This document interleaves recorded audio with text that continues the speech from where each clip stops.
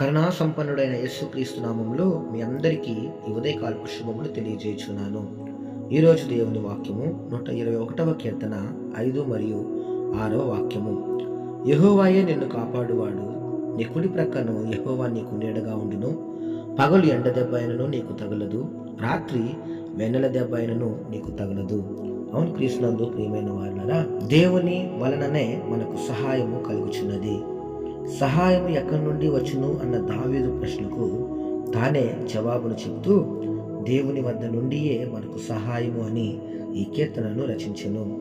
అవును క్రీస్తునందు ప్రియమైన వారులారా, మనుషుల సహాయము వ్యర్థము. ఈ లోక సంబంధముగా ఎంతటి గొప్పవారైనా కావచ్చు, ఎంతటి పేరు ప్రఖ్యాతులు కలిగినటువంటి వ్యక్తులైనా కావచ్చు, ఎంతటి పెద్ద వైద్యులైనా కావచ్చు, ధనవంతులైనా కావచ్చు, ఆయా సందర్భాలలో మాట ఇచ్చినప్పటికీ ఆ మాటపై నిలువబడినటువంటి సందర్భాలు చూస్తూ ఉన్నాం. అది మానవ నైజం. కానీ మనలను సృష్టించినటువంటి దేవుడు అలా కాదు. నిన్ను కాపాడువాడు కునుకడు నిద్రపోడు, ఇశ్రాయేలును కాపాడువాడు కునుకడు నిద్రపోడు అని వాక్యం సెలవిస్తుంది.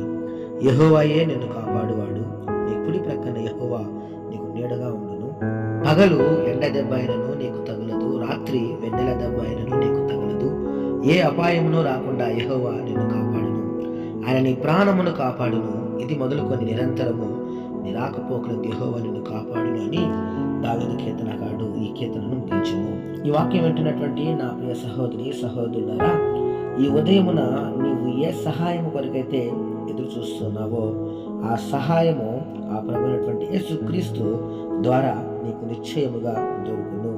ఏమాత్రము సందేహింపక దేవునిపై నమ్మకం ఉంచి ఈ దినమును ప్రారంభించుము. దేవుడే నీ కార్యములన్నిటినీ ముగించడానికి తగిన సహాయమును దయచేయునుగాక. ఆమేన్. క్రీస్తు పరిచర్యలో మీ సహోదరుడు. God bless you all.